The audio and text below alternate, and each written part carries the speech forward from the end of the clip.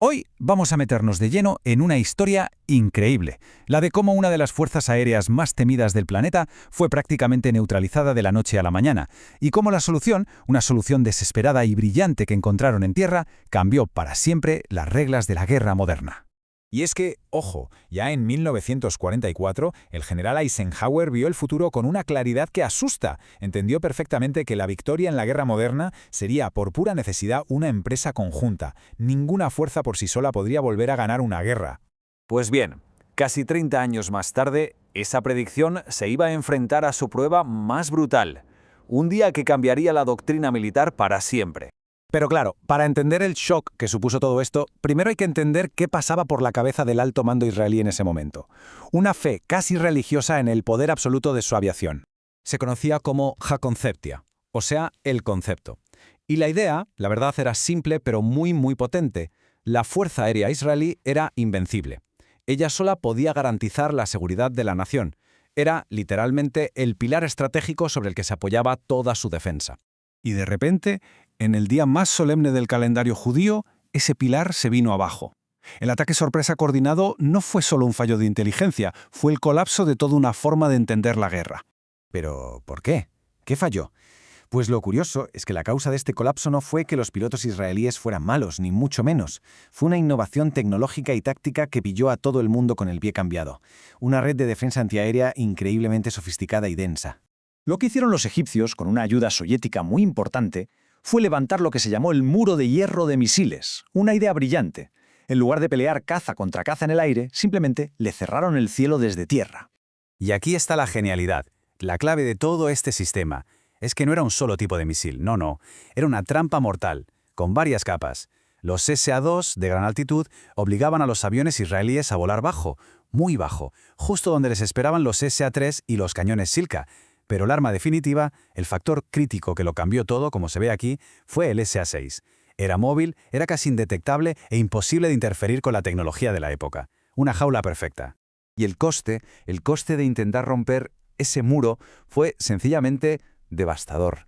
107 aviones perdidos, casi un 25% de toda su fuerza de cazabombarderos. Era un ritmo de bajas imposible de sostener.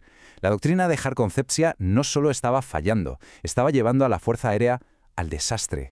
Así que la situación era el límite, y esto llevó a una pregunta que lo cambió absolutamente todo. Si tu herramienta más potente, la Fuerza Aérea, no puede solucionar el problema, ¿qué haces? La respuesta iba en contra de toda lógica militar. ¿Cómo es posible solucionar un problema que está en el aire desde tierra?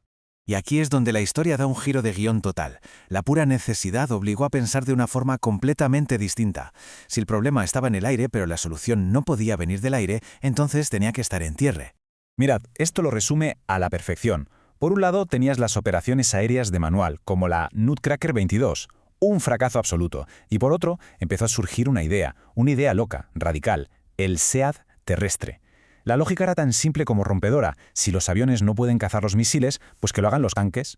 Y esta imagen lo es todo. Es el resumen perfecto. Un tanque israelí al lado de lo que queda de una batería de misiles SAM egipcia.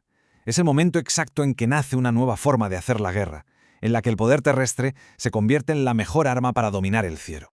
Bueno, pues esta idea tan radical acabó tomando forma en una de las operaciones militares más audaces y arriesgadas que se recuerdan, la Operación Gazelle. El plan era una locura: cruzar el canal de Suez y desmontar el muro de misiles desde dentro, atacando por la espalda al enemigo. La operación entera dependía de 3 pilares, y si fallaba uno solo, se iba todo al traste. Primero, una infiltración sigilosa de paracaidistas para asegurar un punto de cruce. Segundo, abrir y mantener abierto, costara lo que costara, un pasillo para que cruzaran los tanques y los puentes. Y tercero, y puede que el más decisivo, ganar una batalla salvaje en un lugar llamado la Granja China para que nadie atacara ese corredor por el costado. Vamos a verlo en el mapa para que quede más claro. Las fuerzas israelíes que vemos en azul se dan cuenta de que hay un hueco, una brecha entre 2 ejércitos egipcios. Cruzan por un sitio llamado Debersuar y, una vez en la otra orilla, ejecutan una maniobra de genio. En vez de chocar de frente, se despliegan como un abanico, cazando una a una las baterías de misiles desde atrás y al final acaban rodeando por completo al tercer ejército egipcio. Y ese fue el punto de inflexión de la guerra. Con los tanques y la artillería abriendo agujeros en ese paraguas defensivo, La Fuerza Aérea por fin podía volver a hacer su trabajo. La Tierra había salvado al aire, para que el aire a su vez pudiera proteger a la Tierra. Una sinergia perfecta, nacida de la más pura desesperación. El éxito de la Operación Gazelle no solo cambió el rumbo de la batalla, cambió la forma de entender la guerra para siempre. Se enterró por completo la idea de que una sola fuerza del ejército podía ser autosuficiente. Las lecciones que se sacaron de ahí son la base de la guerra moderna. Se entendió que la superioridad aérea no es solo cosa de los pilotos, es un trabajo de equipo. Que tienes que ser flexible, que a veces la mejor arma antiaérea es un tanque. Y por encima de todo, la gran lección. La victoria en la guerra moderna es, por definición, conjunta. Estos principios son el ADN de las operaciones multidominio de hoy en día. Y todo esto, claro, nos lleva a una última reflexión. Hoy, en un mundo donde la guerra se libra también en el ciberespacio, en el espacio con inteligencia artificial, ¿sigue vigente esa lección de 1973? ¿Es esa idea, la de que nadie gana solo, de hecho más importante que nunca?